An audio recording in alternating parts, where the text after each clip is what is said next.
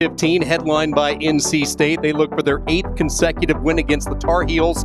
Coleman Scott feels his bunch should be up there higher in the rankings. They will have a chance to prove it in just a short while.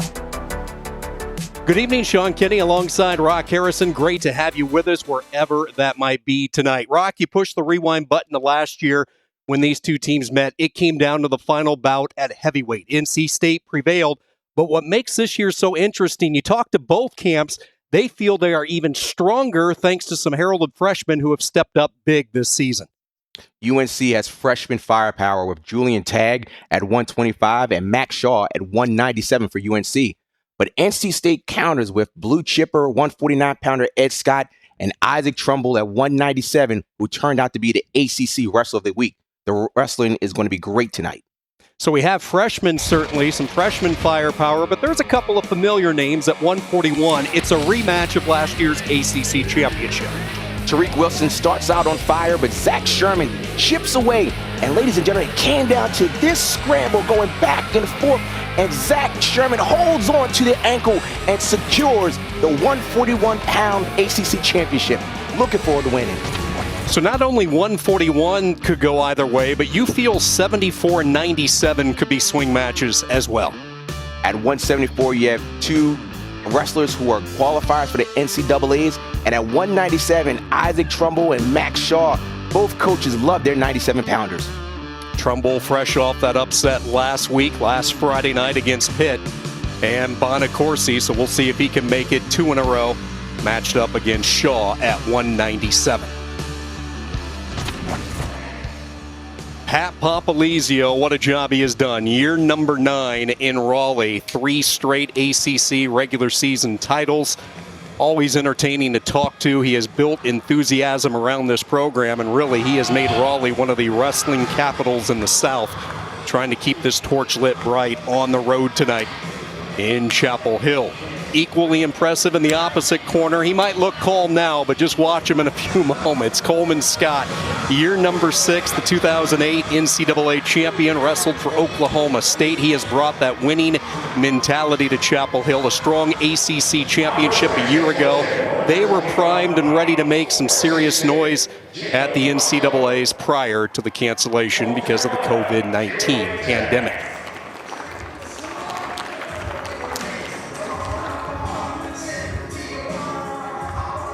Normally an electric atmosphere inside Carmichael. Each student athlete was allowed 2 spectators to enjoy the festivities as we kick off at 125. And not wasting any time, it's the true freshman Julian Tagg of North Carolina, Jacob Camacho, the defending ACC champion for NC State.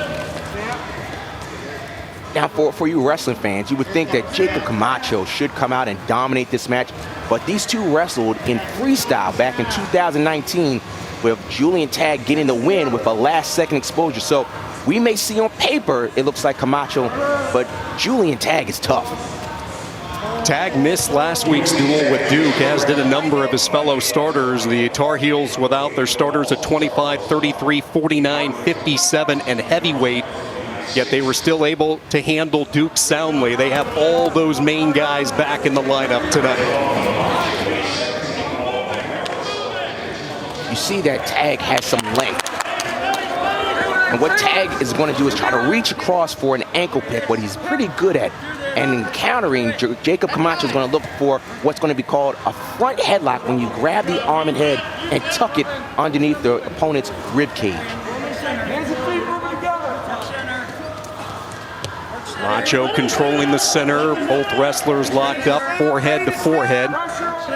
Camacho, the reigning ACC champion, he was the most outstanding wrestler in Pittsburgh a year ago. Young man who has not lost. It's been a year since he tasted defeat, January 24th, 2020. He's rattled off 11 straight wins, including that run to ACC glory a year ago.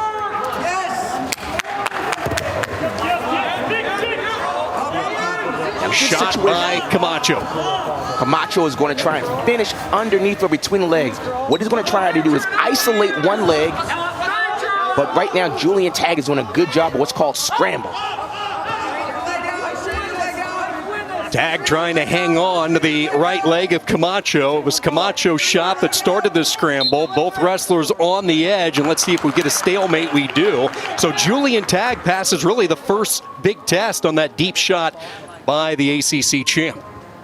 Not only that, we all know by watching tape that Jacob Camacho likes to shoot to his opponent's right leg. Well scouted and well defended by Julian Tag. So they're going to work through a clock malfunction in this first period. Fred Majerson, Brian Murphy are officials tonight. A couple of officials with NCAA experience. Let's go back to that defense we just saw from Coleman Scott's young wrestler. Great shot by Camacho, get his head to the outside, but what Camacho didn't do was finish quickly, and the longer it takes to finish, it becomes difficult to get a takedown. Looks like the clock is straight, so we're inside a minute to go in this opening period. The one shot by Camacho, he's in on number 2. Waterfall position, Tag comes over the top. Let's see if Camacho can split the legs and slide through that back door. Keep an eye on the clock, though. Wolfpack corner wants 2, they'll get it. Camacho fires the opening salvo. Important here that he ends this period on top. He did a good job finishing, learning from the first takedown, popped his head out, and now can he hold him down to stay with a 2-0 lead? Always important to stay on top to end a match or a period. Camacho rides out the final few seconds as we go back to the only offense in that first period. He isolated the left leg and he was pushing the other leg over top, and he swims his way through and secures both legs for a takedown. Pretty patient.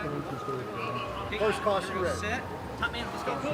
North Carolina defers. Camacho to start down. See what he can do underneath. Our first look at Tag riding. Quick stand up into a brief tripod by Jacob Camacho. Julian Tag needs to continue to press forward to put the weight on the hands. But once Camacho stands up, he wants his weight on his feet, not on his hands. Camacho with a quick turn switches to that double and drives Tag down. That was nice. He didn't break. He kept wrestling. He didn't say, I'm going to get my escape, step back, jump around a little bit. Soon as he was feeling the escape, he went in for a takedown, or what was called a reversal. Good chain wrestling. Did not break any action.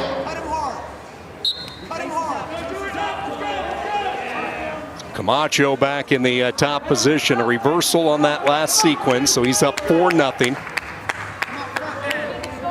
Riding on the right side of the body of Tag. Tag's got to get his head up, because when your head is down, it appears to the official that you're not doing much, even though he might be. But right now, Jacob Camacho is doing a good job of working for his near fall.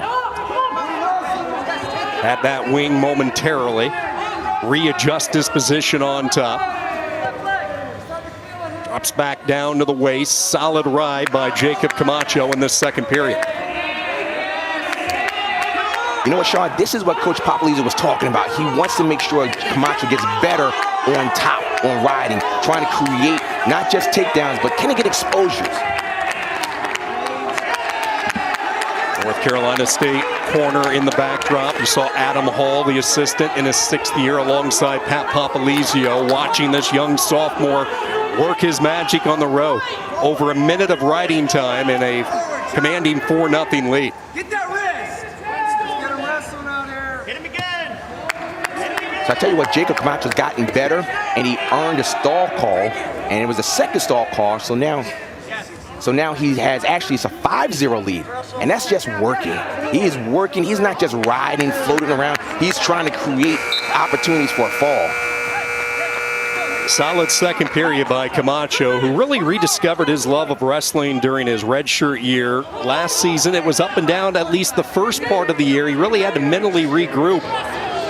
Was focusing too much on results and not improvement. Actually went to a sports psychologist after the Southern Scuffle, had a rough tournament at the Scuffle, and that was a turning moment. He took a week away from the sport. With Popolizio's guidance, he has emerged as one of the front runners in the ACC.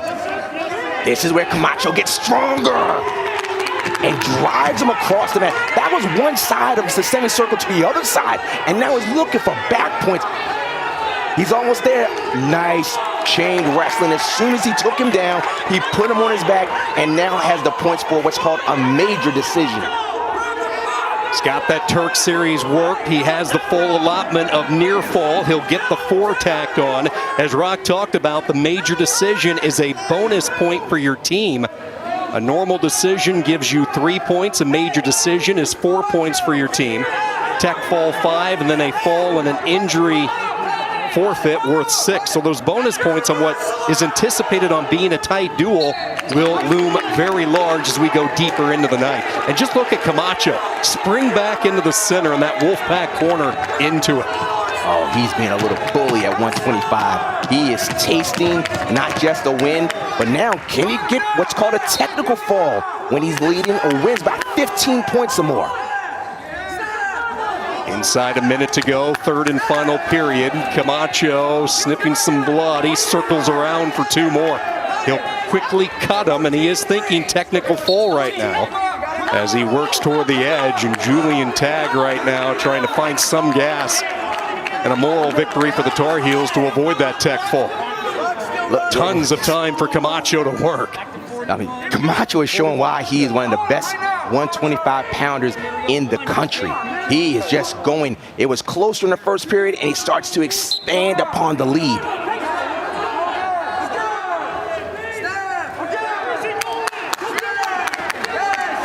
Shot by Tagg, countered by Camacho. He'll get the 2. Camacho continues to go to work. Remember, he rode him the entire 2 minutes, so look for a turn here. See if he has one more trick up his sleeve, has that leg, that figure 4 locked up momentarily, still has that leg trapped. He's going to have time to get the count, and Camacho will get the 4 late. I'm telling you, I am very impressed with Camacho again. He just stepped up and started the way he wanted to make it happen. The number 4 ranked wrestler started close, and he just opened it up, and what a great start for the Wolfpack with a tech fall by the number 4 ranked Jacob Camacho, driving him across the mat.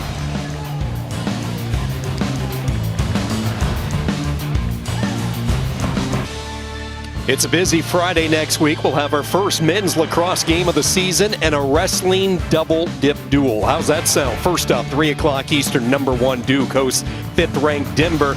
And then it's to the mats inside. Friday night duels rolls on. First up, it's Duke and Virginia from Charlottesville at 6 Eastern. Then for the nightcap, it's a dandy. 3rd ranked NC State travels to Blacksburg to battle number 8 Virginia Tech in what could decide the ACC Championship. It's all right here on the ACC Network and the ESPN app. Early statement sent by North Carolina State. Jacob Camacho with a tech fall, 5-0 lead for the Wolfpack. And from one Danbury, Connecticut native to another, here comes Ryan Jack, the true freshman. Familiar last name. His older brother, Kevin Jack, was a 3-time All-American for the Wolfpack at 141. Matched up against Jamie Hernandez, the junior for North Carolina out of Aurora, Illinois.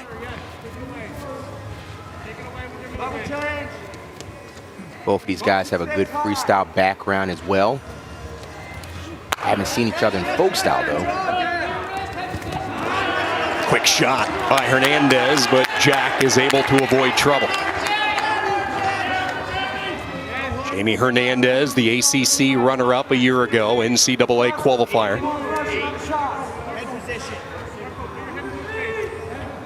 Really blossomed into this 33-pound division. He arrived at Chapel Hill initially thinking he was going to be a 41-pounder, but small for that weight last year, now has settled in nicely in what really is a loaded room for Coleman Scott at 133. Joe Heilman, part of that barrage of talent, plus the younger Tagg, Gabe Tagg. Jack in a scoring position. Let's see if he can finish trying to seal up that double on the edge. Doesn't have a lot of real estate. The whizzer, the hip lock defense being applied, and out of bounds they go. So a nice job there, a veteran move by Hernandez to avoid giving up the 2. you know, even though Hernandez did fight it off, you got to give some confidence in Jack's mind, saying, I can get in. And even though he did not finish, he was in deep enough. Maybe if he had a little more mat, he may have. But just a little steps to get more confidence can certainly bring the gap in the confidence level of the freshman.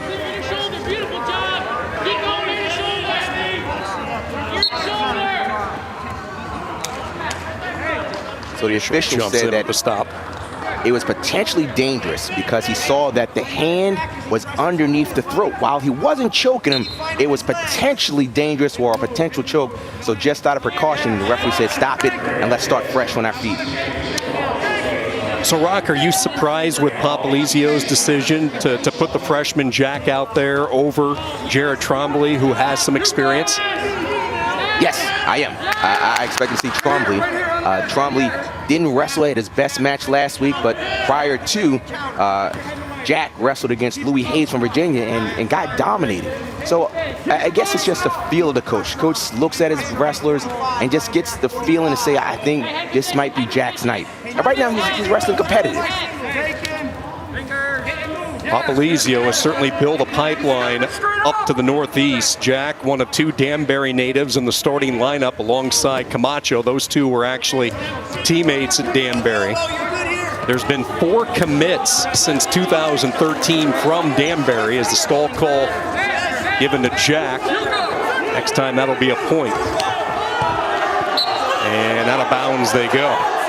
What a veteran wrestling by Hernandez. He kept snapping, taking half shots, not a full commit, but just to keep Jack off balance and earn the stall call. Really crafty wrestling right there.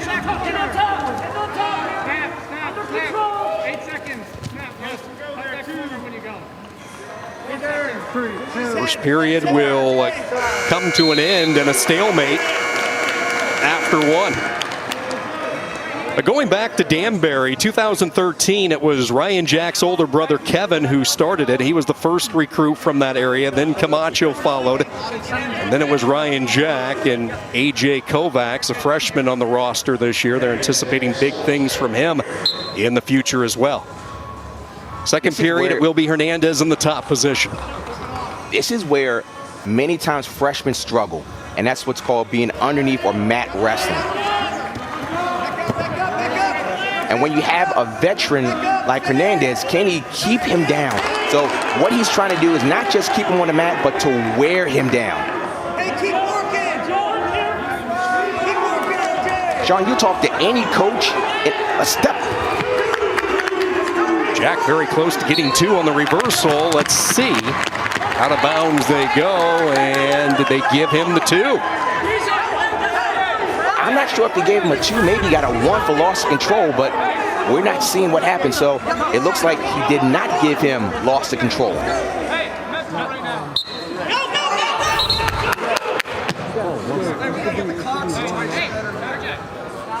So it looks like an escape is the ruling. There's another question dealing with the clock as well.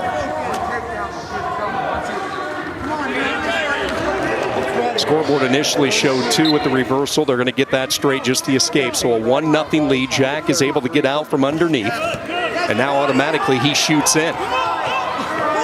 What's he need to do to finish, Rock? He needs to get his hips underneath him. Right now he's just using his arms, and your arms are not going to be strong. And what Hernandez is doing is what's called cutting the corner. And he did cut the corner to get the takedown. What Jack did not do was get his hips underneath him to bring in the leg. Jamie Hernandez for the second time in this period, riding halfway through the second period. Jack trying to get up to a stand-up, and he is away, and we are tied at 2. See if Hernandez keeps the foot on the gas. He comes right back after the young freshman, takes an empty shot, countered by Jack, trying to keep that toe drag with the right leg, but out of bounds they go.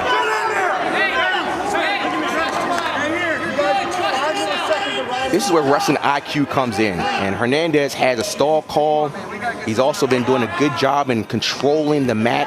And what Jack has to do is make sure that he is aware of where he is at all times, so there's not a push out where Hernandez might get another stall call.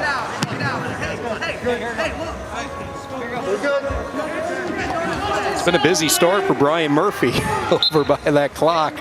here after the first couple of weights. A good one at 133. NC State behind the Tech fall with a 5-0 lead, but Jamie Hernandez trying to get some points back. Sean, he is wearing on Jack's head. It may not show right now, but every time you just bang the head down, you may not go, your neck gets tired. And look at him. He's taking the real estate and driving Jack in there and banging the head. This is going to wear on Jack as the match gets older and older. Working off that front headlock. Jack is able to slip out of it. Closing moments, a late shot, but we go to the third, tied at 2. All right, let's visit Keys, starting with North Carolina as we march into the final 2 minutes.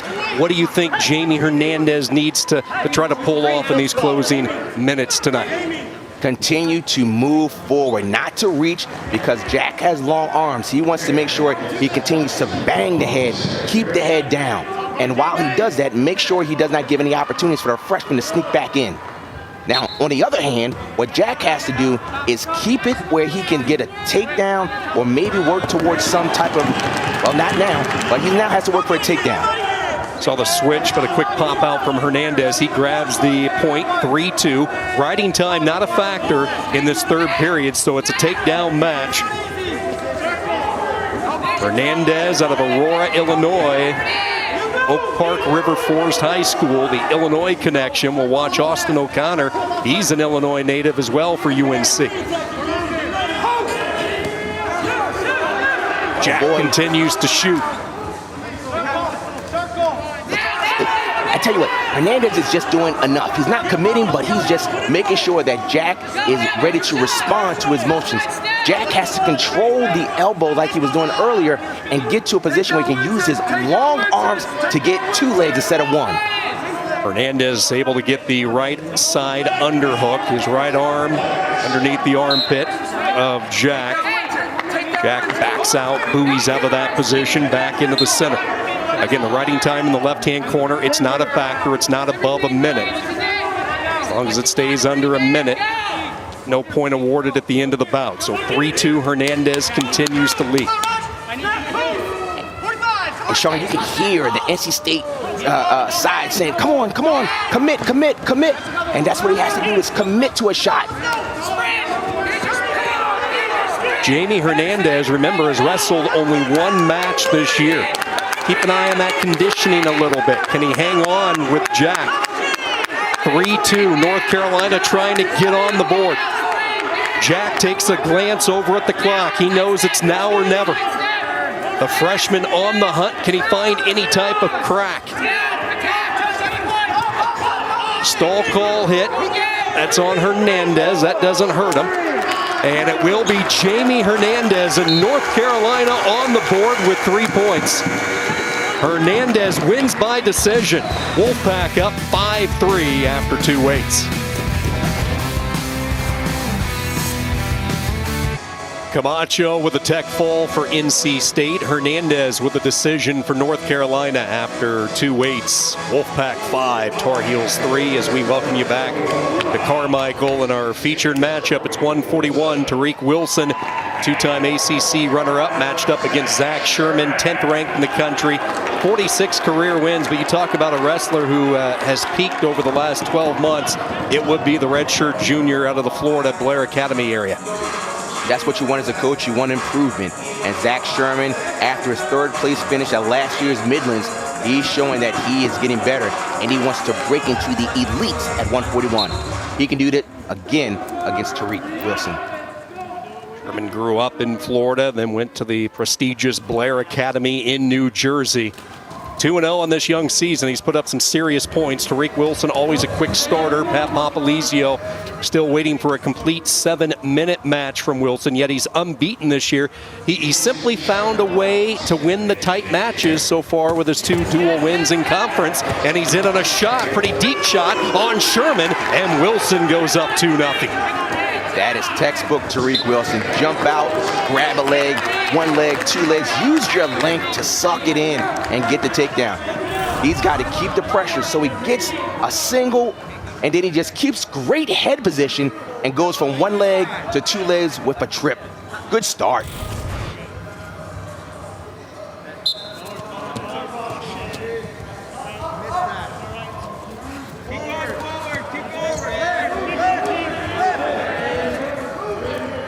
Sherman close to getting away, and he is free. So nice job by Sherman underneath to get the quick point. 2-1, Tariq Wilson on top. Wilson, the three-time NCAA qualifier, twice at 133. Remember, he bumped up to 141 last season.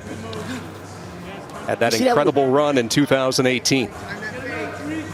Sean, you see that little low, he just kind of bounces. He's waiting to see, does Tariq respect when he lowers his level? Because if he doesn't respect when he lowers his level, he's going to shoot just like that. Ankle pick up into the single leg. Let's see if he shelves it, looks for the trip. He'll look for the ladder, trying to trip Wilson down. Tariq with those long limbs, though, he's tough to gather in. Look at the patience by Sherman. So what Tariq has to do is fight hands, reach towards the hands. And what Sherman has to do, as you said, be patient and bring him back to the center, not to the edge. And you can see he's bringing him back. Great patience, shelving, trip, 2. Textbook by Zach Sherman. It didn't start there. It started with him lowering his level, and then when he got to the single, he said, I'm going to take my time and not rush it and get the takedown. That takedown wasn't on the edge of the match. That takedown started when Zach Sherman was lowering his level and just seeing if Tariq was going to lower his level with him. Early offense in this one, each athlete with a takedown. 2 minutes into this opening period, 3-2 Sherman. Couple of mat returns by redshirt junior, and out of bounds they go, back into the center.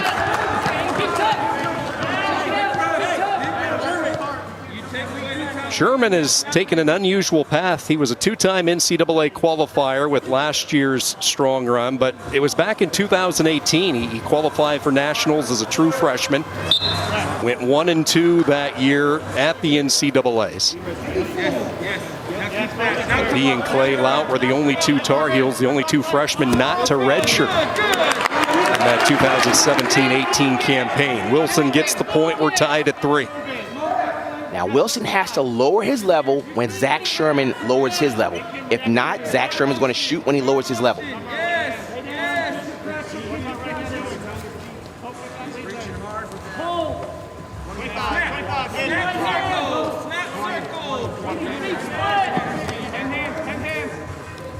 You know what, Sean? I know it's early, but I feel like Zach Sherman is just feeling more confident. He said, I gave up the early takedown, but you know what? I'm starting to dictate the match how I expect to go at. Now, you see, Wilson is starting to respond in respect to when he lowers his level.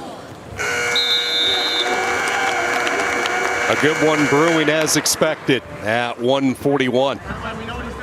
Early takedown by Wilson. Sherman was able to get the equalizer late in the period. Will be Sherman to start in the top position, the riding position, period 2.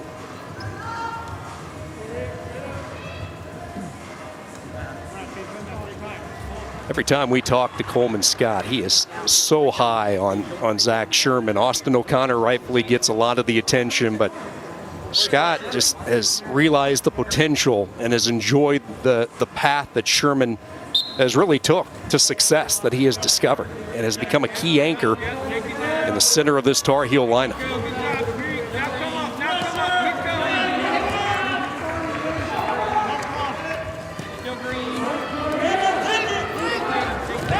Sherman able to return Wilson back. Tariq springing right back up. Let me tell you, Tariq Wilson is battle-tested. He's already had 2 tough matches. One match against Brian Courtney, that was a 1-point win by Tariq Wilson a couple of weeks ago, and then last week an overtime win. So he's not going to panic. He's going to say, okay, I'm in a tough match, but I've been in tough matches already. Yeah, you mentioned the duel with McCormick. He scored a reversal in the closing moments of that match. Last week, we had it on Friday Night Duels. He gives up the late headlock to Matthews. All the momentum in the pit corner, yet he prevails in overtime. So Wilson, as you talked about, he's been in these positions. Sherman continues to ride successfully. Oh, now Wilson sees a little bit of an opening and he's away. And that's big because Sherman did not quite get to that minute of riding time. Wilson needs to attack. He hasn't really attacked since that first flurry where he got his takedown. And at this point, he needs to create some more offense.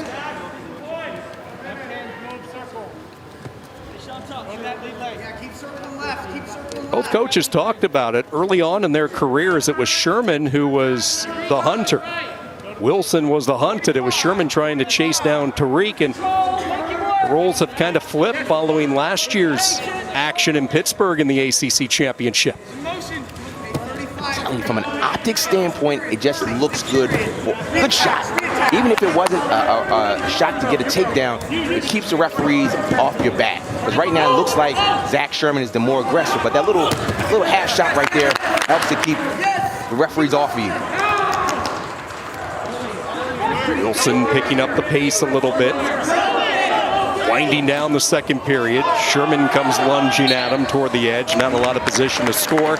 And back into the center with 9 seconds to go. And a 4-3 Tariq Wilson lead.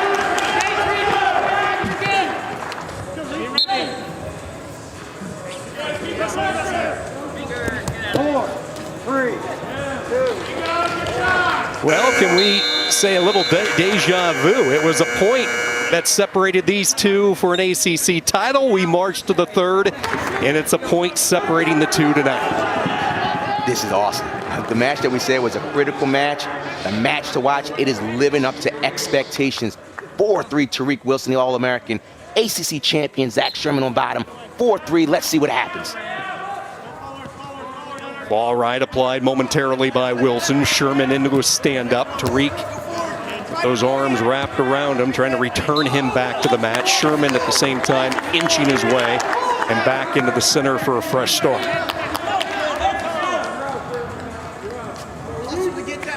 So I don't know what's going through Wilson's mind, but he's probably figuring out, let me get a feel. Can I ride him out this period, or do I let him go? I'm sure he's saying I'm going to keep him down as long as I can. Remember, riding time is not a factor. Sherman has that right now, but it's dwindling down as he tries to. Granby comes out, nearly had an opportunity. He'll get the one on the roll. Sherman ties it up on a nice roll that caught Wilson, nearly had the two. Here we go. You got 33 riding. 4-4. Zach Sherman starts to hit what's called a Granby when he rolls through, and he creates enough separation to get the one. And so now, 4-4, third period. And Zach Sherman went for a double, ended up a single. Here we go, back to the same position, almost exactly where we were in the second period, in the first period. Trying to limp it. Look for the seal of the second leg. Still has it. Wilson's able to break it free, but then Sherman comes right back to the waist, and two is awarded. Sherman gets the two and a 6-4 lead. 6-4, and this is where we have to figure out that Zach Sherman had the mental toughness. Same scenario, he was very patient with the single. Got around the hips, did a little trip, got the two. Well, here we are, 6-4, 1 minute, 8 seconds left. Partner, we're about to hear some fireworks and see some fireworks for his last minute or so. A real explosive start underneath from Wilson, but he is away. So now it becomes a takedown match if you're Tariq Wilson. Sherman with a 6-5 lead for UNC. Pivotal match at 141. This is what coaches go through every match. You're either up by one or down by one, and you have short time. We need to see some offense by Wilson or some great defense by Zach Sherman. What do you feel Wilson's going to go to? Your one go-to, you know it's a short time situation approaching. What do you feel his strength is to try to find that takedown? There's the double. Straight right on top. He gets the two and drives Sherman to his back. Oh, Tariq Wilson. He's going to earn a new nickname after these three duels, the closer. He finds a way to close matches. Unbelievable. He put his head right in the sternum of Zach Sherman and drove him, not just drove him, put him on his back. That's an All-American. That's an All-American performance right there. Ooh. Take the softball. Shoot a double right here on the whistle. Double five. Shoot a double. Wow. Wow.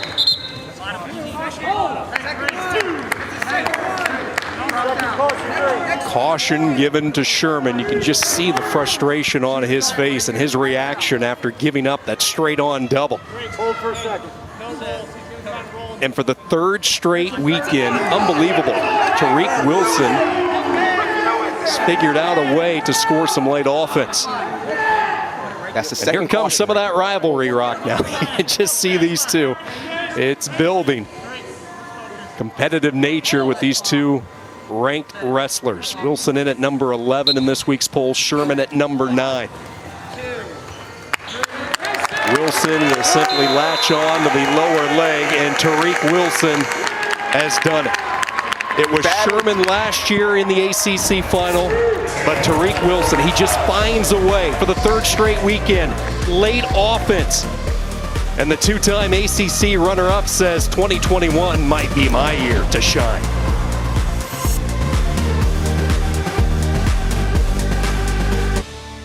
Saturday, we'll have a big college basketball slate. First up, Miami and Wake Forest tip us off at 2 Eastern, followed by number 16, Florida State and Georgia Tech at 4 Eastern. And then with the sun setting in the Commonwealth, 8th-ranked Virginia battles number 20 Virginia Tech. And to cap off a busy day, it's Pitt hosting Notre Dame at 8 Eastern. Catch all 4 games on the ESPN app if you're out and about. Well, if you were out and about here in the last 15 minutes, we're sorry. You just missed one whale of a match at 141. As it was Tariq Wilson with some late offense, able to pick up the second Wolfpack win of the night. We move to 149. The top-ranked wrestler in the land, Austin O'Connor, the redshirt junior for North Carolina, battling the true freshman Ed Scott for NC State. Scott comes in 3-2. This is only O'Connor's second match. Remember, North Carolina had a couple of duels postponed at the last second.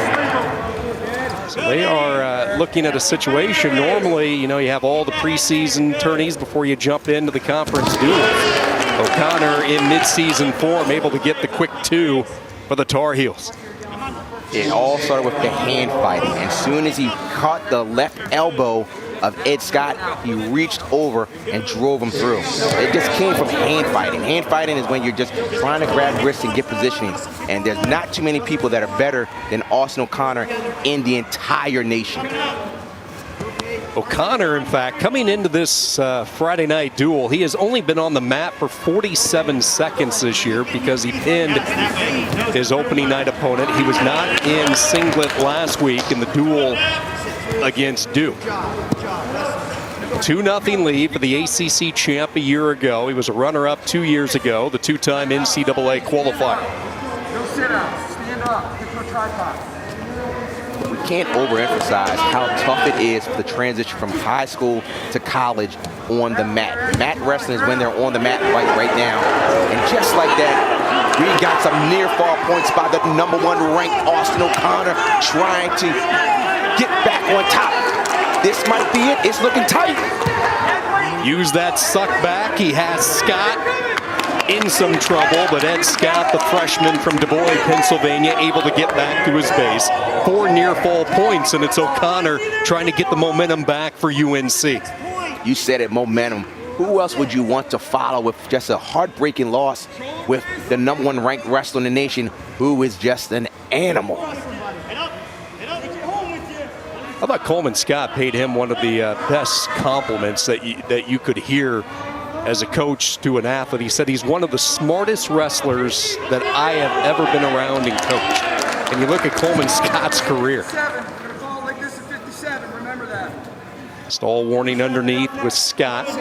Just right now, he just can't get out. The dominating ride from a wrestler who has visions of bringing North Carolina a national championship this year. Ooh, there was no loss control there. Head referee Fred Majerison said, no, you were still in what's called the front headlock. So you say, he was out of control, he was on his feet. No, the referee said that Austin O'Connor was still in control, and quite frankly, Ed Scott didn't have the ability to intelligently defend himself. Take a look at the riding time. 2 minutes, 23 seconds in the first period. He went and he lifted the bar, and he just kind of just bullied him over. The little chin back, suck back, and at this point, it was just a fight for Ed Scott to get off of his back.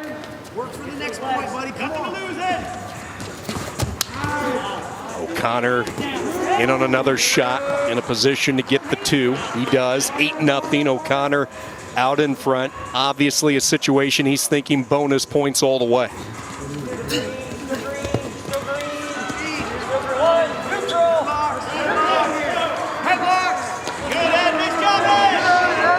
So this is what's happening in Ed Scott's mind. He's saying that every time I reach and grab him, we have Austin O'Connor shooting. So Austin O'Connor is trying to figure out Ed. So when Ed Scott reaches, there's offense for Austin O'Connor.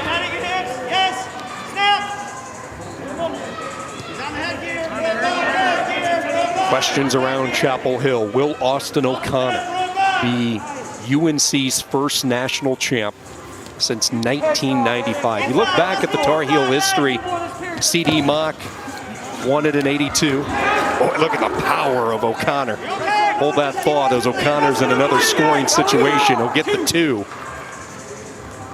Oh, that could have been problems. Good fight by Ed Scott, but as soon as Ed shot, he didn't get his hips underneath him.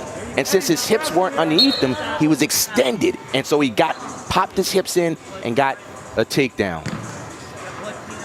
Blood timeout. This gives us a chance to revisit the national champions in the past as you start thinking Austin O'Connor, C.D. Mock, the former Tar Heel head coach. He won it in 82. Then you had Rob Cole winning it at 158 back in 88. And the great T.J. Jaworski, the 3-time champ for North Carolina, 3 consecutive years in 93, 94, and 95. So when you look at the field, Sammy Sasso, Brock Mahler of Missouri, it's one that I'm confident O'Connor can get the job done at 49 come St. Louis in March.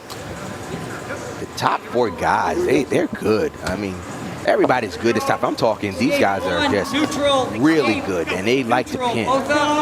So when you look at the styles of those top 5, where's O'Connor differ a little bit? What separates him? What's he bring to the table?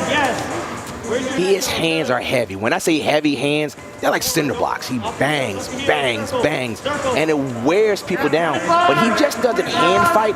He has offense. So he'll use the hand fight to create offense.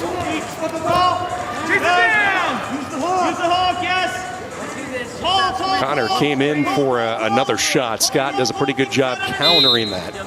And a stalemate. And one of the tough things that go you're for Ed seeing, Scott. one of the things that you're seeing as a team with UNC is that they lower their levels, just like their coach would do when he wrestled at Oklahoma State. They lower their levels to see how their opponent responds. And you saw that with Zach Sherman. You saw that with Jamie Hernandez. You're seeing that with Austin O'Connor. They lower their hips and just kind of read to see what happens.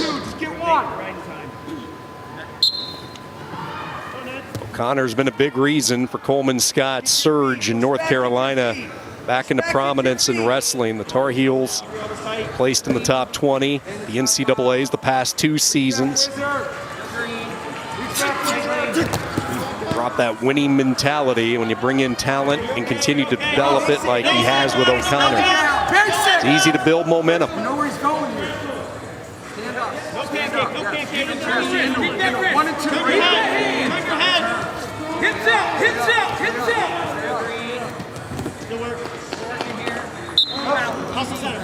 O'Connor continues to stretch the action, an 8-point lead, Rock. And you start thinking bonus points a little bit. He's got the major decision. He has a mountain of riding time.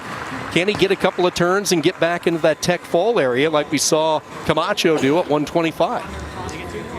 I'm sure when we talked to Coach Coleman Scott earlier this week, he said Austin O'Connor, he'd been setting it up for a little time. Every time that Ed Scott would go for a sit out, he would go to the front and look for a pancake or a headlock. Focus. Moving forward. Bury your head. Find that nose. Keep your elbow down. Wrestle.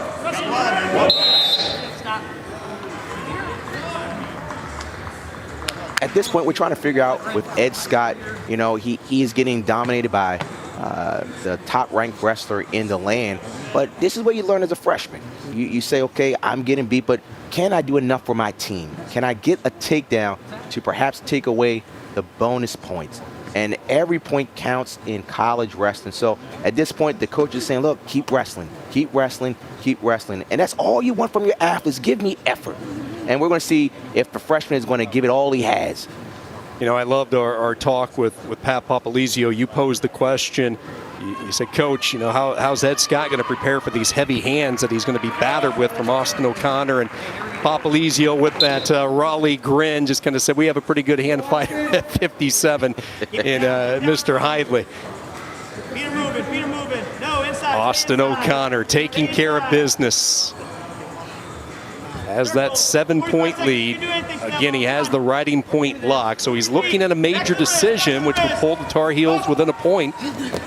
Yes, squeeze, squeeze, squeeze. Scott trying to figure out a way maybe to get a takedown and get that point back for NC State.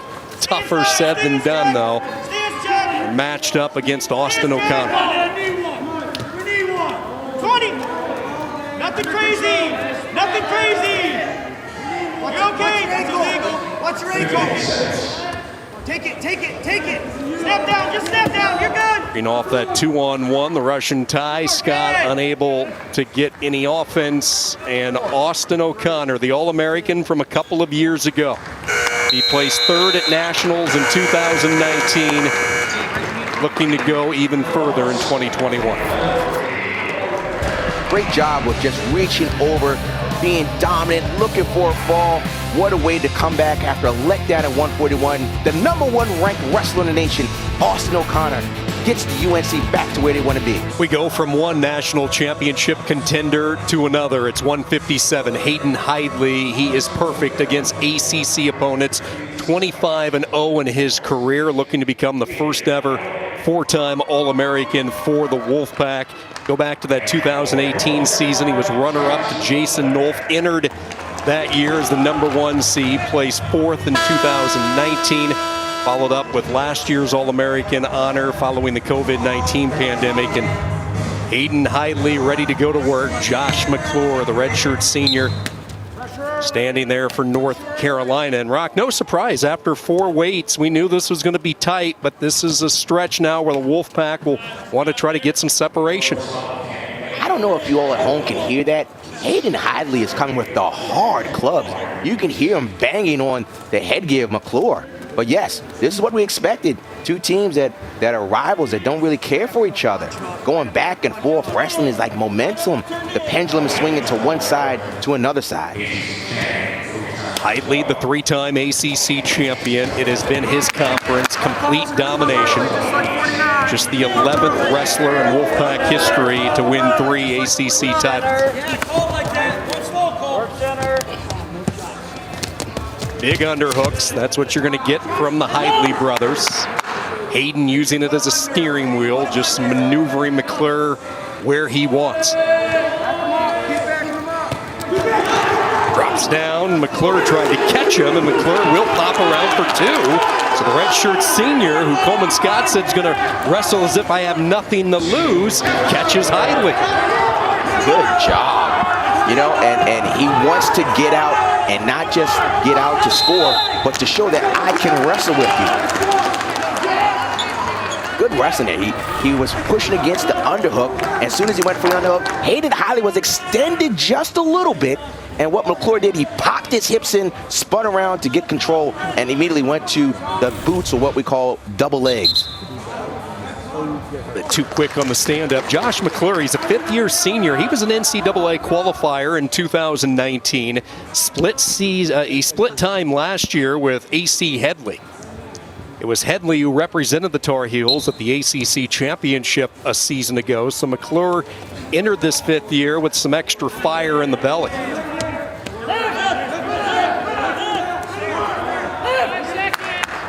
2 weeks ago, Hayden Hidley wrestled Justin McCoy against Virginia. He gave up the first takedown. Ended up winning, but it was a tighter match than what people had expected. Let's see if McClure can do the same thing. Early takedown and keep the pressure on Hayden Hidley.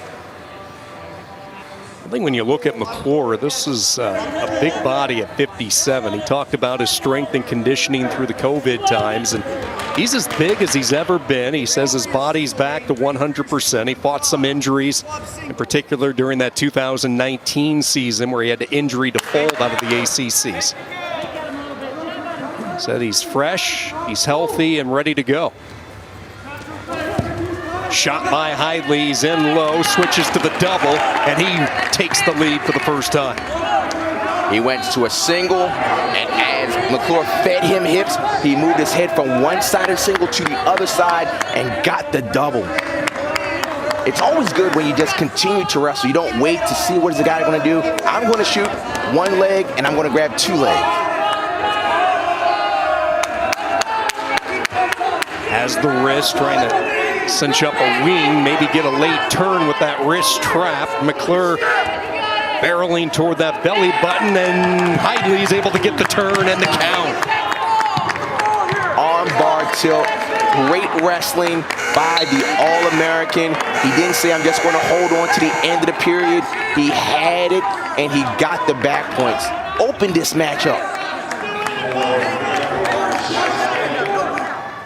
Knew exactly how much time he had.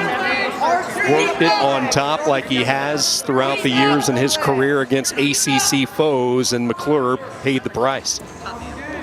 7 unanswered. Yeah, he can do it in bunches. That time they're going to give the caution to McClure. If you're new to wrestling, you are given a couple of cautions before the third one cost you a point. Sometimes you'll see them issued on a start from the referee position. 7-2, Hidley with the 5-point lead. McClure had that leg in for a moment. Now a switch and an escape. Hidley's away. That was textbook. He went, he isolated the one arm, and then he cut through, and now he's going back to the attack. Hayden Hidley right back in there. McClure gives up on the whizzer, and he gives up on the 2, and Hidley with a 10-2 commanding lead. This is why he's the leader of the Wolfpack. Not rattled, gave up the first takedown, has now scored 10 unanswered. He's getting to be as complete as he can be. Solid on his feet, solid on top, knows the fundamentals to get out on bottom. And what McClure has to do is lift his head off the mat, because when your head is on the mat, it doesn't look good.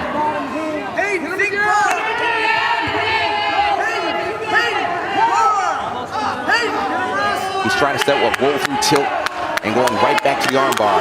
He's working hard on top. McClure able to free up the right arm for a moment. Boy, Hidley, he just continues to work. Relentless in the riding position. And this will grind at you if you're underneath this type of ride. I wouldn't be surprised if the official calls for a stall, and he sure did. I was thinking right along those same lines. And if you're McClure, you're just going, come on, I can't do much. That was the second stall call. 11-2, Hidley with the point, stalling. John, can't you hear the NC State fans, and when I say the fans, the teammates, they're just yelling, come on, keep going. That's why wrestling's not an individual sport, it's a team sport. Look at them clapping. Don't forget, ACC Women's Hoops better than ever. Tipping us off Sunday, it's Notre Dame and Syracuse at 11 o'clock Eastern. Then number 2 at 2 o'clock, Clemson and Wake Forest. And then we cap off the day, Virginia Tech hosting North Carolina. That game in Blacksburg, it's all right here. The ACC Network and the ESPN app. Get your hands where you want them. Get your hands where you want them. Josh McClure had the first 2. 11 unanswered by Hidley. And he's in deep again.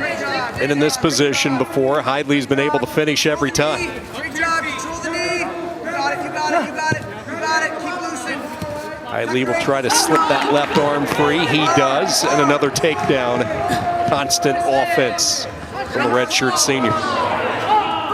He is working. He's working. He is working. And McClure isn't doing much from bottom right now. But what can you do when a guy is putting that much pressure, isolating the right side, looking for another? One, kept wrestling. no change, down.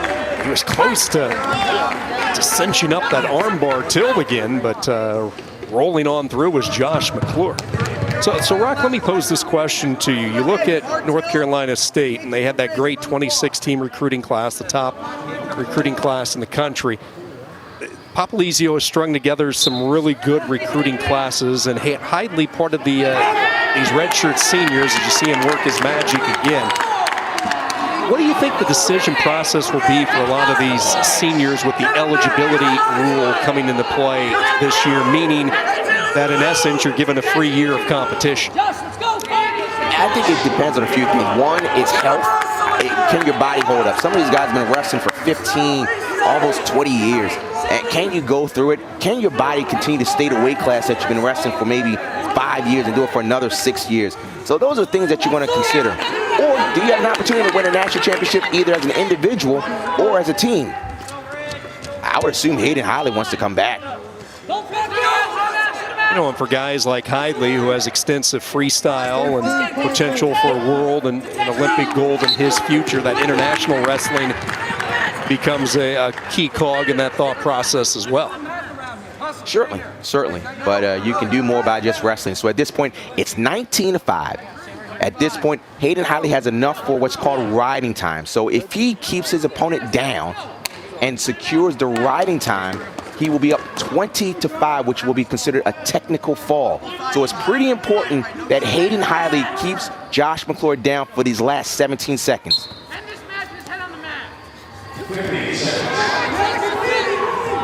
Switch attempt by McClure, trying to use that height. He is trying to come over the top, and we had a stall call. The official said that Hayden Hidley went to the leg and did not try to work his way up, but it doesn't matter. He's got 6 seconds to keep him down and to try and secure a tech fall. Hidley maintains, and Hidley scores the second tech fall win of the night, and the flex. That's a familiar sight for opponents in the ACC. He remains perfect against opponents from this conference. 26-0, pure domination from Hayden Hidley.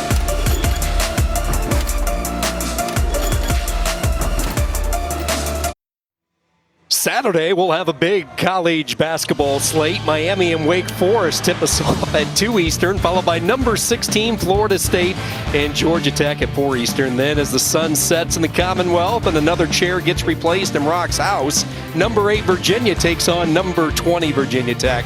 And finally, Pitt hosts Notre Dame at 8 Eastern. Catch all these games on the ESPN app if you're out and about. What is that, chair number 2 in 2 weeks? I mean, those swivel chairs can't take that, buddy. Yeah, my wife might put me out again. You know, every Saturday morning last year, I'd wake up with a huge bruise on my right arm because Rock was just pounding away throughout the course of the broadcast. Only you. All right, 165. This is a pivotal match for UNC. Kennedy Monday, the redshirt senior. Thomas Bullard, ranked 14th, the redshirt senior. He looked good last week. Snapped a brief 2-match losing skid. Monday, very excited for his potential in his final go-around. The senior from Arlington, Texas, and he has all the tools, Rock. He is offense, and he had that on display at times. The big thing with Monday has been the big C word, consistency. Absolutely right, which is completely opposite of Thomas Bullard, who is just always consistent. You know exactly what he's going to get. He's straightforward. He's just going to give you a nice, gritty, tough match. So it's just like he's just plain vanilla. You know he's going to be forward, go at him, but it's like a very good vanilla. Yeah, two contrasting styles. Monday, who is known for his wrestling on his feet, able to score the big moves. Explosive, athletic. Watch your ankles, left hand pull.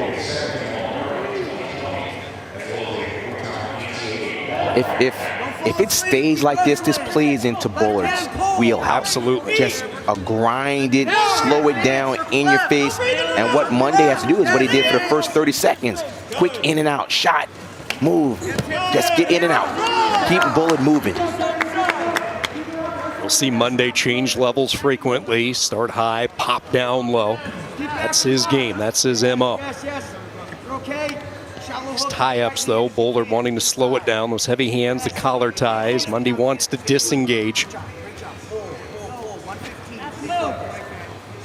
Monday does not want to be in this type of situation with Bullard. Bullard likes to hold on and drag and wear you down. And what Monday wants to do is separate and create offense from space and his speed. Can't you hear it? You hear the NC State fans and their team saying, stay on him, right in his face. To the left, hey, don't fall asleep. To the left. Hands on, yes. Well, more than 2 minutes into this first period, no score. Left hand pull. Couple of ranked wrestlers in a matchup at 165. NC State with a 6-point team lead, Left hand pull. powered by a couple of Tech Fall wins from their leaders Camacho and Hayden Hidley. To the left. To the left. Couple of wins for UNC, a bonus point victory by their top-ranked wrestler, but it's Popolizio's Wolfpack leading by 6. Stop, yep. Stay in there. Shot that's caught by Bullard. Looked like he was trying to counter, but Monday was able to back out. Yes, pull. Wrestle through the period. Sean, this is exactly what NC State wanted. They hold off the explosive Monday, and now let's see how he reacts on the mat against Bullard, where Bullard believes he's the stronger wrestler on the mat. Monday will defer. Be his choice in the third period, and Bullard automatically goes down. Thomas Bullard was banged up earlier in this season, but he's back to full health. He broke that 2-match losing skid last week, knocking off the ACC champion Jake Winsel of Pitt, and he is away quickly in this second period for a 1-0 lead. Stay into it. He's gonna try Monday's to taped up pretty good with his fingers and that left wrist. I don't know if he's nursing anything, but Keep backing him up. he has a lot of tape on him. He's good. That hook is good. Yes, yes. Pull it in. Wrestle here. Oh, this is tough. This is where Bullard wants to be. Good defense. Those double overs, he was thinking maybe a throw. Monday, back into the center we go. 1-0. Pace picking up a little bit, which should favor the redshirt senior Pull. in the white singlet for UNC. Keep finding the leg, Thomas. I can see the chippiness in this match. Two guys that have a lot of pride, and then they're representing their teams. Oh, they are not liking each other. Right hand snap. Right hand snap. Okay. It really has been a roller coaster of emotions for Kennedy Monday over the past 2.5, 3 years. Remember, this is an athlete as good as they come, but he had that disappointing ACC championship last year in Pittsburgh. He went 0-2. It was kind of a weird off-season for him. He actually entered the transfer portal for a short amount of time. We asked Coleman Scott about that, and he said it gave him some time to visit with him. Of course, his father, Kenny, as you see Monday come in straight on, barreling his way through. No points awarded yet. Bullard in a scramble trying to pop out. He's close to coming through that back door, but Monday still has that leg. Watch his back. Okay, now come on. You win this. Get high. Keep that tight and get high. Who will come out on top? Pivotal scramble. Monday still with the leg. No points awarded yet. Oh, what action. Bullard somehow able to fend off this 2. Down to 5 seconds. Bullard rolling his way. And we go to the third. No points. Holy smokes. Thomas Bullard. Not too many can fend that off. Speechless. I mean, he gets a great double, and immediately, what does he do? Bullard goes to leg and tries to roll through, and for the next 35, 40 seconds, they're just a dogfight to get position. Who's going to get height? Who's going to not concede the takedown? This was just excellent, high-class, all-American type of wrestling there. I was speechless for the last 35 seconds. All right, now it is hammer time if you're NC State. The Bullard twins on top. They are complete wrecking balls there. Now let's see what Monday can do from underneath. Bullard in his strength position, riding. Count it. Count him. Count him. He wants to pull the leg away from him. But what Kennedy Monday is doing, he's bringing the leg to him. That is just bringing it tighter for Bullard. So when the leg comes in, you want to push the leg away from you, not to you.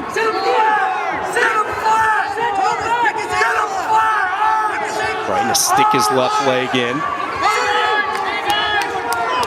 This is a tough ride. It is. Here. He just smothers you, doesn't he? I mean, it is amazing what the boulders can do on the top. And you know it's coming. Yeah, that is, I tell you, it's just, this is grittiness. He says, I'm only up by 1 point, but I'm going to make it painful for Kennedy Monday. It's probably the best thing that could happen if you're Monday underneath. You get a restart in the center. Kennedy Monday has to beat him off the windsurf. He cannot put his head down or try to put his elbows in. He's got to stand up. And if he doesn't stand up, he's got to get those elbows right to the knees to block the legs. But whatever he does, it's got to be quick. Forward, forward, forward, left. Slowly up into a stand-up. Leg trying to be brought in. Brings Bullard back. Monday in a possible position if he can clear that head. What's he need to do to position this, Rock? I don't know. This is just wrestling. They're just going to figure it out. And it's Bullard who figures it out and maintains the ride. He has that riding time. So if you're Monday, you're running out of options. You can get that reversal. That would tie it.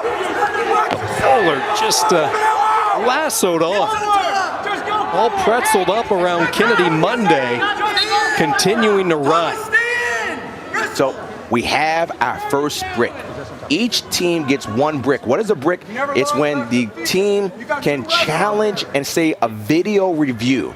And with the video review, the coach has to go over to the official and be explicit in what they're asking for.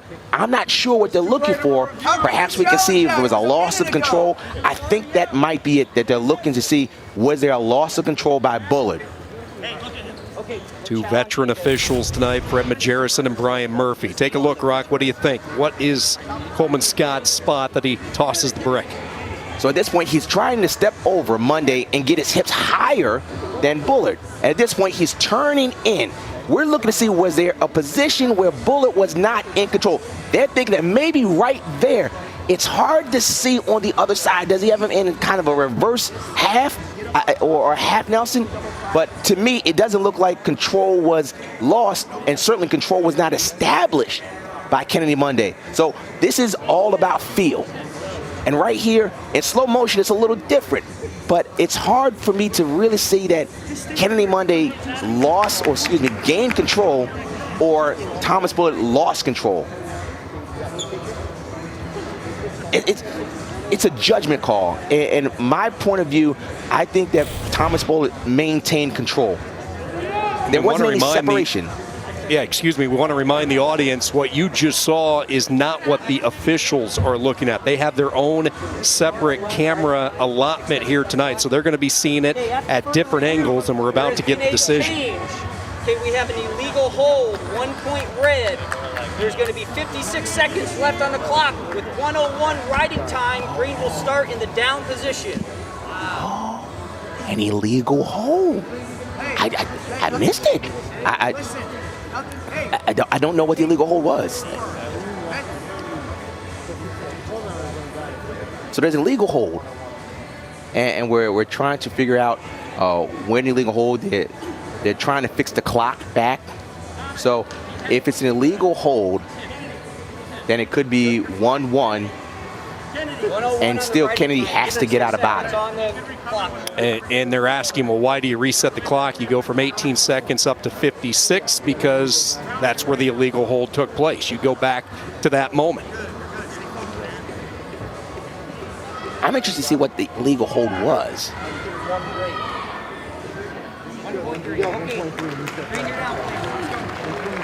So Monday had a situation where apparently and evidently Thomas Bullard had the illegal hold.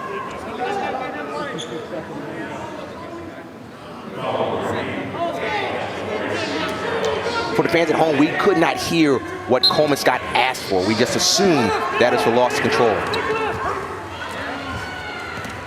So Bullard still has the riding time, even with the clock adjustment. The Granby by Monday, he was close to coming around the side. He'll get the one. So now, in essence, when you look at the riding time, we're tied at 2 in this third period. Oh boy, how a match can change. And what a challenge from the Carolina corner. Great job out of Carolina corner. As I said before, you had to be specific in what you were asking for. And obviously, they saw something that we couldn't see from our camera angle.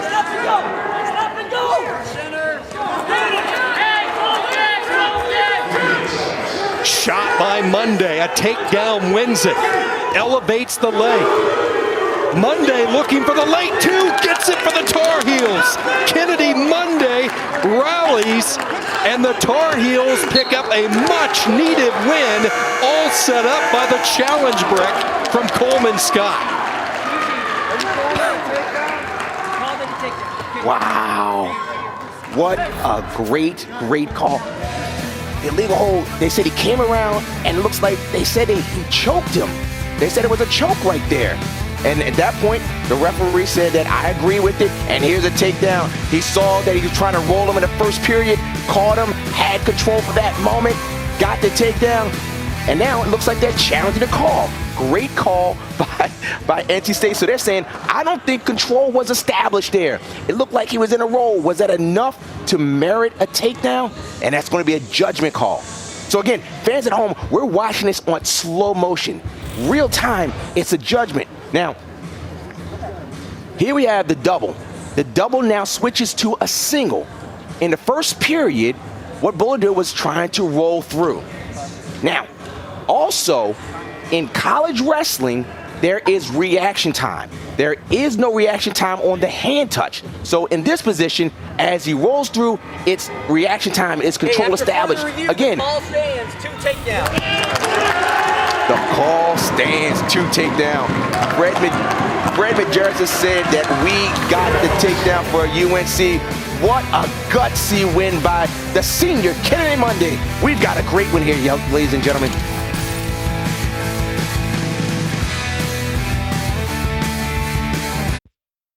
It's all about keeping it in the family when you look at NC State and North Carolina. Let's start with UNC. 3 different sets of brothers, and we begin with Milton, Georgia with the Canes. And then we make the trip into the heart of Kansas, Clay and Cade Lout. And then how about a trip north, swing through the state of Ohio for Julian and Gabe Tagg. Meanwhile, for Pat Popolizio and the Wolfpack, they found the pipeline to Pennsylvania.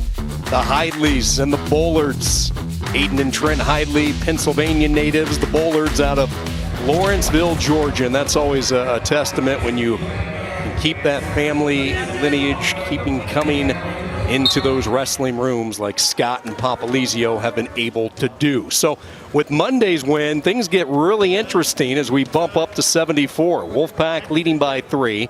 It's Daniel Bullard for NC State. Devin Kane back in the lineup, the redshirt senior, wrestling in just his 2nd match of the year. Rock real quickly as you see Bullard come in on a shot.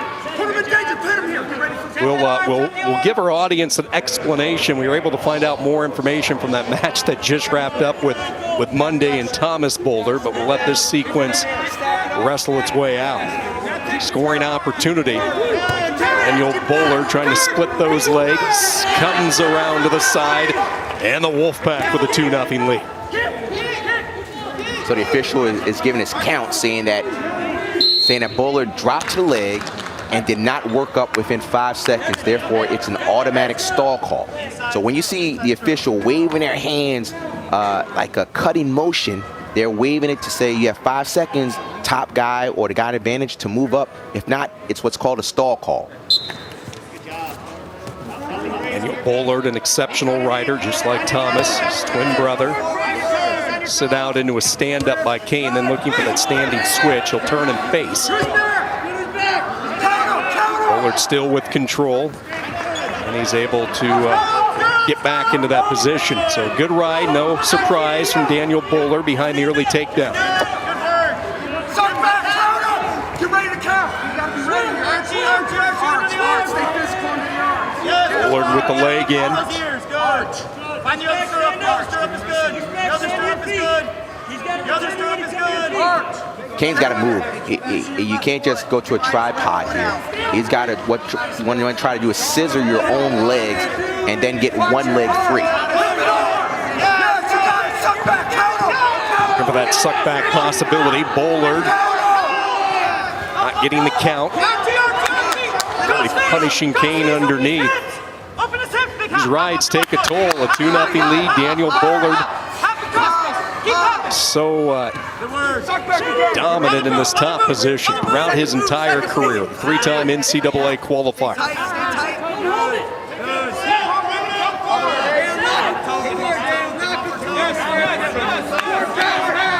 Tough ride.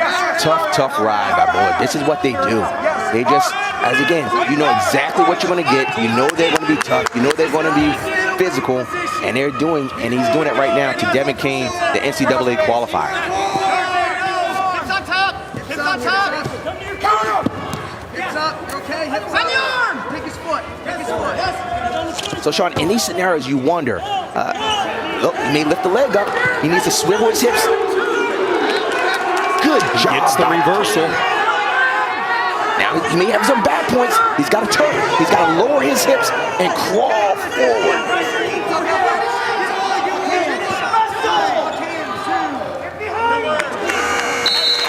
Good first period. After getting dominated on top, what he does, he lifts that left leg and he steps over and hooks the leg to get a reversal by application. Way to keep fighting, Devin Kane. Devin Kane, a redshirt senior, Milton, Georgia, Cambridge High School. Was an NCAA qualifier 2 years ago, made it to the round of 12. Won 4 matches as a wild card, seizing the opportunity. Took advantage of the situation, missed all of last year with an injury, utilized his redshirt, but back and healthy 2020 and 21. They're in what's called a scramble position when no one has control. What Bullard's trying to do is trying to swim and face and get the reversal. Good job by Devin Kane. Oh, that's just body awareness. Being in a position over the past 5 years at NC State, knowing to be patient and to wrestle your match. Now at this point, Devin Kane has got to move. Already over 2 minutes of riding time by Bullard. That damage inflicted on that first ride we saw in the opening period. So Kane back in that precarious situation underneath, trailing 4-2. And look what Bullard is doing. He's putting his head on the back of the head of Devin Kane, just making him look tired. It's just a gritty, tough ride. He has the claw ride, and the claw ride opened it up for him to put the right leg in. This is textbook. This is not a stall here. This is just painful.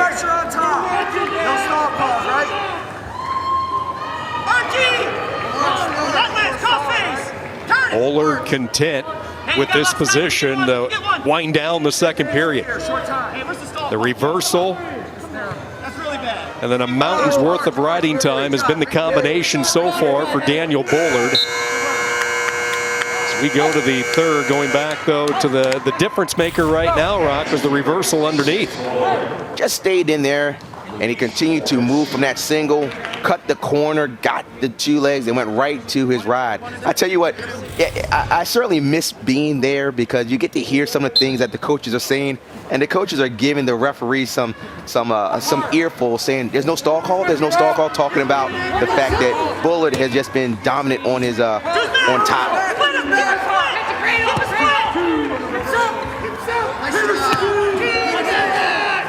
Right these two, look at these two go at it on the scramble. Who's going to emerge on top? Bullard again maintaining. Gets the 2, a 6-2 lead.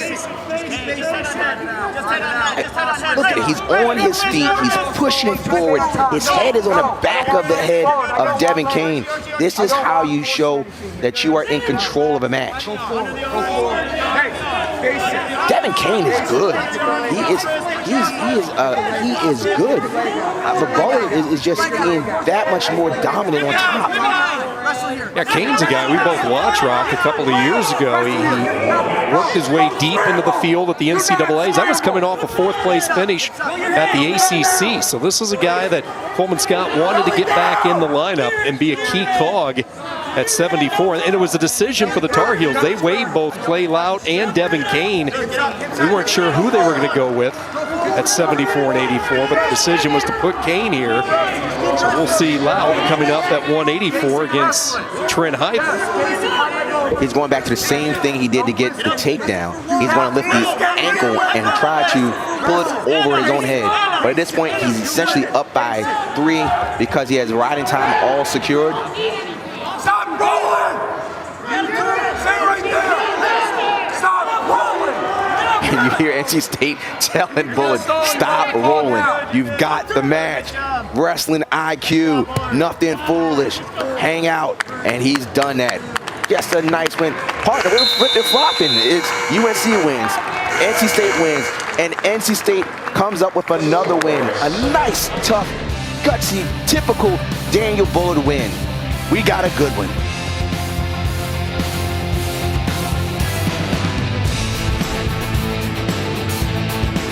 ACC women's hoops better than ever. Tipping us off Sunday, it's Notre Dame and Syracuse at 11 a.m. Eastern. Then at 2, Clemson takes on Wake Forest, and we cap off the day with Virginia Tech hosting North Carolina in Blacksburg.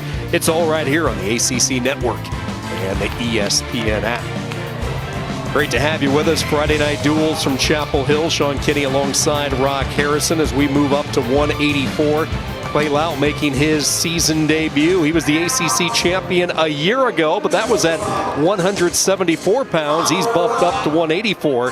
Standing in his way, 4th-ranked Trent Heidley, the ACC runner-up from a year ago. Heidley losing to Hunter Bolen, and you hear those big clubs. Right on cue, Rock, we were just talking during the commercial break. You can just sense the rivalry with these two teams when they gather in the center ring. It's a lot of fun to watch.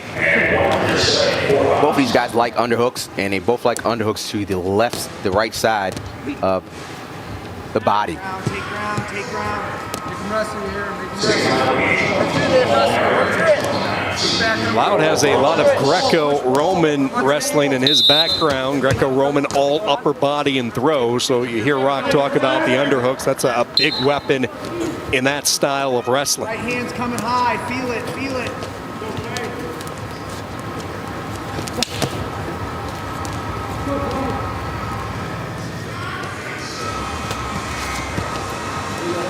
What do you think of Lout moving up to 84? Saw the graphic, the ACC champion from a year ago, and Coleman Scott with some options. It's a good problem to have with Kane and Lout. Really, the Kane brothers and Lout all factored in. You know, when coaches make these decisions, they see something. They see something in the room. They may notice something in the weigh-ins. It's sometimes just a feel. It's just a gut feel. And apparently, Coach Scott feels that Lout presents a good option for them at 84, even though he's more of a 74-pounder. Right arm underhook, digging hard for Heidley. Loud able to clear it away, and the two make their way back into the center. Halfway through the first period, no score. NC State leading by 6, 7 of 10 matches in the books tonight. I like to see Lout try to force his underhook. He has a good underhook as well. So at this point, even though no action is really occurring, it appears that Heidley is the aggressor. Meaning that I'm showing the official that, hey, official, I'm the one, even though I haven't scored, I am the one that's going at it. And he earned the stall call. So Lout has a stall call against him because, again, showing the positioning and the aggressiveness of Trent Heidley. Left hand's gonna pull his head under. We saw a little bit of the diversity that Heidley's been working on last week in his matchup with Harvey Pitt. As he's stepping off the mat, that'll be a point for Heidley. Another stall call on Lout, so Heidley with a 1-0 lead. He went from that under into a single, and that certainly had Pat Popolizio and the staff excited, trying to add more weapons already to a pretty stocked arsenal. You can post here. Left hand's gotta do more work. Left hand's gotta work more. Left hand's gotta work. Left hand's gotta work. You can see that. Go Rock. You see Lout trying to stick that underhook in on that left side. I feel like he's a little hesitant because he doesn't want to be underneath Trent Hiley. Not to understand, Trent Hiley, you can see that he looks bigger. 184 pounds, Trent Hidley stacking up with some of the best. Miles Amin, Hunter Bolin, who beat Hidley in the finals a year ago. Aaron Brooks of Penn State. Miles Amin has been busy this offseason, gearing up for the Olympics or Michigan. Quick escape for Hidley, goes up 2-0. Lout has to show himself, and when I say show himself, he has to at least have a half shot or commit to something, because right now he is blocking.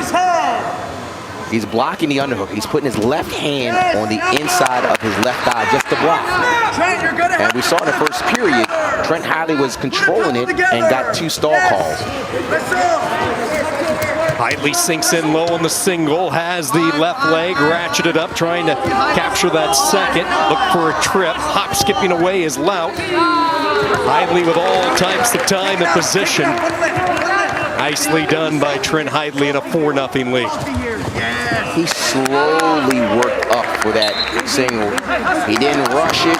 He climbed, what we say, climbed the ladder. He started around the ankle, worked up towards the knee. So he's at the ankle, working up towards the knee, and then he gets to the thigh, and then comes around to earn the takedown. Good fundamental wrestling right there. Forward, step on the foot. Forward, forward, keep inching. Keep inching. NC State hosted the RTC Cup earlier this year during the offseason, and Pat Popolizio really a point of emphasis to try to keep his wrestlers sharp. And interestingly enough, Hidley met up with Amin, and it was Hidley who got the better of Miles Amin in that RTC Cup. It was a great weekend stretch for Trent Hidley. He went 5-0. Since that time, as we documented last Friday night, he was a bit under the weather not that long ago, less than a month ago. He had an emergency appendectomy. That took him out of service for a couple of weeks, but they have ushered him back, and he's full force. We asked Pat Popolizio. He wrestled a guy in Greg Harvey last week who has a nonstop motor, and Hidley looked like he was in mid-season form as far as conditioning goes. And wrestler really ready to go deep into the NCAAs. Complete package. You can see as a team that NC State has put an emphasis on their top work. Not just riding, but working. There's a difference between just riding and following, but working to get what's called a near fall or putting someone on their back. And you can see that Pat Popolizio has tried to emphasize that with his wrestlers. How will these teams handle the peaking phase of a season? For anybody who follows the sport of wrestling, you know, it's critical, and this is where the skill of the coaching staffs come in to make sure your guys are peaking at the right time, which is traditionally you're into February and, of course, mid-March time. And when you're missing the Midlands and the Keene and the Southern Scuffle, and a lot of these guys from North Carolina wrestling in just their first or second match, how do you pace that peaking part? That is something that they're all trying to figure out across the country. No one has an idea. For some people, it's pretty good to have a shorter season because some of the kids don't get worn out. But then others, they get stronger as the season comes on. So this is where the coaches earn their big paychecks by figuring out to get their guys to peak at the right time. You know, and there's a lot of coaches to kind of ping ideas around when you look at Coleman Scott and Pat Popolizio and that rich Oklahoma State tradition. Both Popolizio and Scott wrestled for John Smith in Stillwater, and the high number of former Cowboy wrestlers who are now head coaches at the Division I ranks. And both these guys said, yeah, we reach out to John quite frequently. I think it was Coleman said, I talk to him every couple of weeks. Popolizio even said John has called him on a couple of occasions to bang around ideas. It's a tight frat among that former Cowboy group of wrestlers, and even though they're fierce competitors in opposite corners tonight, a lot of respect between these two head coaches and what they have done with these programs. We saw something right there with oh boy. Looks like something happened here. Like So we're gonna caught the see wrong if- end of a forearm there, Hidley. So there wasn't necessarily an injury time. It was a referee said it's my time. And at that point with it's my time, he just said, look, no one was injured, just, you know, someone got banged up for a quick second.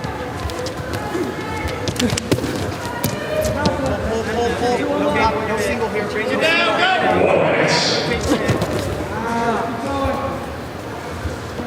Way Loud having a tough time figuring out the defense of Trent Hidley. 4-1. Hidley with riding time as well. You know, I'd like to see Clay, you know, just open up his offense just a little bit, you know. Right here, it's been on the back a little bit, you know, kind of defending more than attacking. And I know that's what Coach Scott wants. He says, I want to see my guys attack. You're okay, wrestle behind it. Grab your own arm. Grab your own arm. Center. Work center. Hey, one good one. Hidley circles back into the center. He knows he's in a good position. North Carolina State ready to tack on 3 additional points. They'll go up 9 with 2 weight classes remaining. Here's a late shot by Hidley. Switched it to a double. Loud backpedaling and out of bounds they go. And that should be it. The Hidley brothers taking care of business. North Carolina State, the nation's longest win streak, poised to add to that total.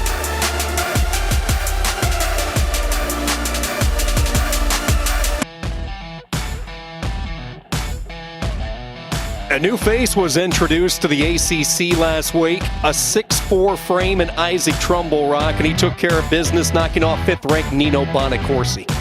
6'4", and he's a problem. And Nino Bonacorsi found out that he's not your typical freshman. He is making his name known throughout the country, and we're about to see it. Isaac Trumbull, the true freshman, Springfield, Nebraska. And that huge win last week, the upset over Nino Bonacorsi. And we found out tonight that Bonacorsi was able to bounce back and knock off the 2nd-ranked wrestler in the country in J.I.L.O. of Virginia. So all of a sudden, Isaac Trumbull in a pretty good spot at 197. This was a weight class that we thought Nick Reenan would emerge. Reenan is back healthy, the veteran wrestler for Popolizio, but it's the freshman from the Midwest who was off to the strong start early in his career. 2-time state champion. He went a perfect 106-0 in his final 2 years, wrestling for Millard South. He made the commitment to wrestling. Now, growing up in Springfield, he had about a 30-35 minute commute to Millard South. Here he is with the Wolfpack, Max Shaw, the redshirt freshman, and this is a guy that Coleman Scott's going to lean on. He just loves his work ethic each and every day. Not just that, he loves the fact that he's a leader. As a redshirt freshman, he's taken the initiative of leading the team. So leadership is not predicated on tenure. It's just on ability to take control of tough situations and to show what it is to be a leader on a tough wrestling team. This is really an intriguing match. How will Trumbull perform on the encore after the big stage of a win against Bonacorsi? And then you have a wrestler like Shaw. He's tough. He's from Pittsburgh, a Pennsylvania native, Thomas Jefferson High School. Both of these wrestlers looking to prove themselves tonight. Shaw last year wrestled at 184 as a redshirt, went 15-5. He placed in 4 open tournaments. Trying to dodge the double unders. Watch out. We might see some action here. As the double overs, Shaw. These 2 giants positioning. That's 6'4". That's using your height to your advantage. Jacking up Shaw. And Shaw tried to do what's called an inside trip, but he was too tall. Yeah, how many times last week did we see Bonacorsi get in on shot? I mean, he was just a constant torpedo, a whirlwind of activity in the hips last week that Trumbull presents to the opponents. And Bonacorsi could not figure it out the first time around. Now we'll see when they meet up again in the future. That size is a problem, and that's why Papalizio loves this young man. That was a misdirection. He went for a shot to Trumbull's right leg and then went to a shot to the left leg. He didn't hit it, but it was there. That might be the recipe to go against someone 6'4". You can't go straight on. You have to do misdirections. Shot by Shaw. Doesn't have a lot of time to finish. Shaw looking for two, and he gets it. Toward the tail end of the period, Max Shaw gets the late takedown in the Tar Heel, trying to keep that torch lit for North Carolina. Good job. He kept working up. He got his head. One leg is good, but it's always better to get two legs. So he reached over, got the two legs, spread them, and he covered it. The official said, you have enough for me to say you have control and give the two takedown. Good look at Max Shaw. Coleman Scott brought him in late in the recruiting process, and a lot of that was because Shaw was a multi-sport athlete for Thomas Jefferson, had a really good football career in high school. He wasn't quite big enough to go college football, so wrestling was where he chose to pursue, and his footwork, he's a team leader, as Rock talked about. He's just going to make huge strides over the next 4 years in Chapel Hill, and a good start. 2-0. Let's see what he can do in the riding position. This is what I call a sneaky good match. People that watch wrestling say, we're not too familiar with these guys, but I think this is going to end up being a very good match once it's over. You got to attack you now. Your reattacks are going to be there. Trumbull looking, re-shot countered by Shaw, and Shaw puts him right back on his butt for two. Max Shaw with a 4-1 lead. Did you hear that? The coaching staff for UNC said the re-attack is going to be there. Showing up, it was a re-attack that Max Shaw hit. That's great coaching. Fingers, get out of the fingers. So what I'm seeing is Max Shaw is getting in, and he's looking for the double and spreading Trumbull apart. Center, work center. Center. So what's he doing differently from what we saw with Bonacorsi last Friday? Why has Shaw been able to get in twice when one of the premier takedown specialists could not get in once? Great question. What I'm seeing is that when Max Shaw is getting in, he's immediately moving. And what happened was Isaac Trumbull was sticking Bonacorsi, meaning that as soon as Bonacorsi came in for that single, he would give him heavy hits. But what I'm seeing with Max Shaw is he's getting a single and he's moving. He's not standing still.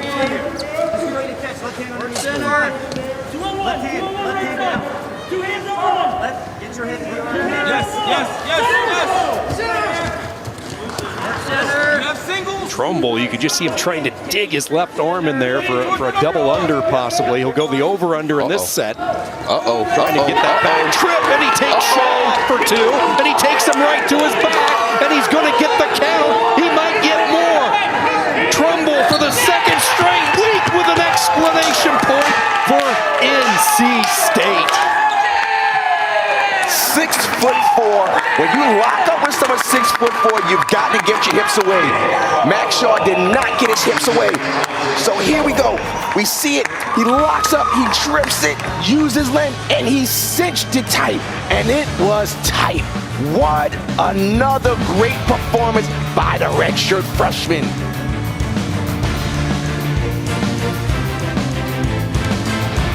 Chapel Hill, well, 3 Olympic medalists, part of the wrestling program for North Carolina. Kenny Monday running the RTC in Chapel Hill, the 2-time Olympic medalist, gold medal winner in the Seoul Games. Jameel Kelly, who actually started his coaching career with Papalizio at NC State. He was the Olympic silver medalist in 2004, and then Coleman Scott, the underdog in 2012. What a moment for him in the London Games at 60 kilos.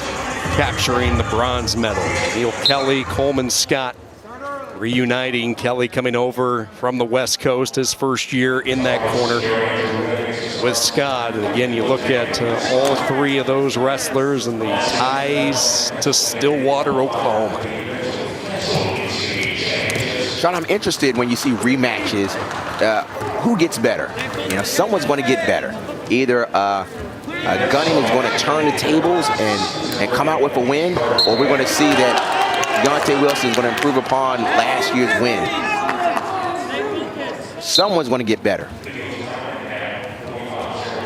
North Carolina State for the second straight week against a ranked opponent, creating separation tonight. 25-10 lead over UNC. A duel last year that came down to this match. Rock talked about the rematch. It was Wilson who was able to get a late takedown in a winner-take-all match with Andrew Gunning. Wilson won 5-2. NC State won for the 7th straight time over UNC, 19-14. By the way, tonight's win for the Wolfpack will be a school record 8th straight win against the Tar Heels. And I tell you what, I'm sure that burns up Coach Coleman Scott. He is competitive. We just saw Isaac Trumbull, the freshman, get the fall for NC State. And you look at the upper weights for the Wolfpack with Trumbull and then Deontay Wilson. And you look at the benefits of these regional training centers that both of these universities utilize. I mean, you look at the Wolfpack RTC, and guys like Trumbull and Wilson are rolling around with Nick Gwizdowski and Timmy McCall. I mean, just huge benefits for these young guys coming through the ranks of the Wolfpack, and I'm sure that's a huge recruiting tool for Pat Popolizio. Clearly, when you have the elite, oh, good shot by Gunning. Quick. Now can he peek out? That was a really quick shot by a heavyweight. Looked like a 25-pounder shooting in there. Hey, your turn, 45D. Come on, pick your pace up Again, now. just like wrestling is very much of a physical sport, but you have to be smart. He said, okay, I can get in on Wilson. Can I get in again? What do I need to do better to finish it next time? Because the challenge that you have in college wrestling is not getting in on a shot, it's finishing. Guys are so good that it's hard to finish. Who's up now? Hey, good 20 seconds. Finish strong here.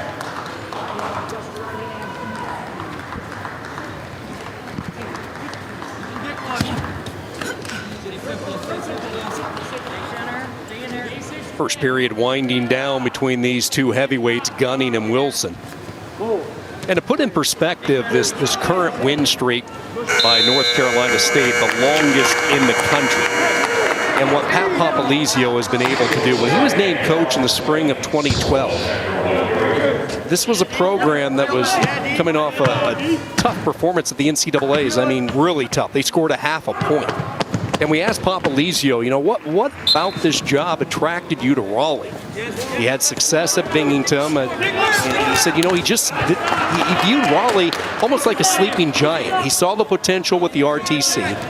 A key cog in that was the transfer of Gwizdowski. He brought the big Gwiz from Binghamton to Raleigh. Gwiz showed you can win at NC State. And then he had those talented recruiting classes, number 1, number 2, number 3 in the country. You start stringing those together, and all of a sudden, you have a program, and that's what they're enjoying right now with the Wolfpack Nation. And it's also showing that wrestling in the southeast part of the United States has gotten better.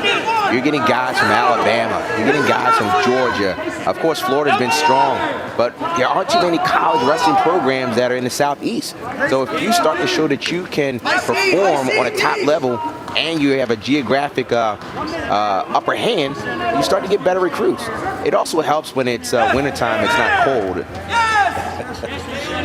So true, and both those coaches brought that up in previous talks with them. A lot easier to go out and recruit on a 70-degree sunny day in Chapel Hill or Raleigh compared to the days we're having here in the Midwest. Snow, ice, cold. Second period, 1-0 Gunning with the lead. Final bout of the night, NC State, UNC. It's another exciting night in this conference. We heard that Virginia upset a ranked Pitt squad tonight. That came down to the heavyweight bout. So the parity in this conference, Duke has their firepower back with the Fine Silvers, and the job that Glenn Lanham does with that program, you just never know on any given night. The official said that Deontay Wilson pushed, so therefore he got called for stalling for pushing the for pushing Gunning out of bounds. You don't see that too often. Comes right back in on the attack. And this time they will hit stalling on Gunning. Pull, Deontay, pull, Deontay. So when they go out of bounds, it's either a push or backing away. And the official said that all Deontay Wilson did was just push. He put his head right in his chest and kind of just bullied him out of bounds. Tough call. Turn. 1 and 2. Oh, I love that from Wilson. He gets away and then comes right in on that low shot. He's going to grab the leg, drag Gunning back in, try to cinch up the two, but Gunning able to spiral his way around, and we go back to the feet. Good action by these two athletic heavyweights. That's coaching right there, because if you remember at 125, Jacob Camacho did the same thing. Instead of just getting an escape, he turned right into a shot. He got it, and then Deontay Wilson at heavyweight did the same thing. I'm not just going to get my one, I'm going to try and get two instead of one.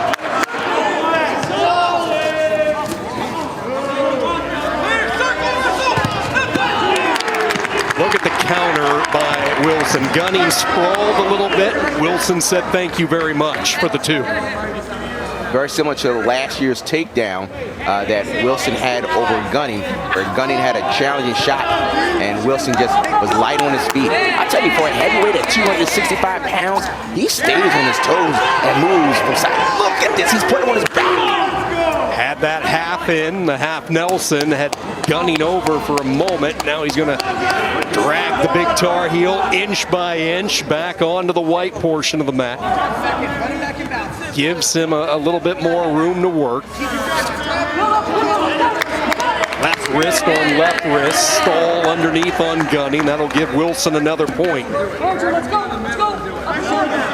Wilson is getting stronger as this match goes on. And you can see he's moving. He's out to the side. He's moving hands. He's not staying stationary. He's lacing the ankle, getting on one side to the other side, staying on his toes. Head on head. Get to Mind you, ladies and gentlemen, he is 265 pounds. He's got me about 120 pounds, and I can't move like that. I don't know, from what I've seen in your chair tonight, I think you underestimate your moving ability. Deontay Wilson remains perfect. The heavyweight poised for his first ACC championship. And a Wolfpack program, Rock, that took care of business on the road in a duel we thought, quite honestly, could go either way. And NC State for the second straight week, last week Pitt, now they take care of business against a ranked opponent in UNC. I'll tell you, these guys are good. And granted, we do call ACC matches, but I put them up against everybody and give them a tight match. Now, Iowa is ridiculous. And I'm not saying that Iowa would lose by any stretch of imagination, but NC State can compete with anyone. And that's all you want, compete. Big night for the Wolfpack on the road. NC State remains perfect. Number 3 topples number 14 tonight in the big rivalry in North Carolina. That's the story tonight from Chapel Hill. For Rock Harrison, I'm Sean Kinney saying so long. Don't forget, coming up next on the ACC Network, it's Bold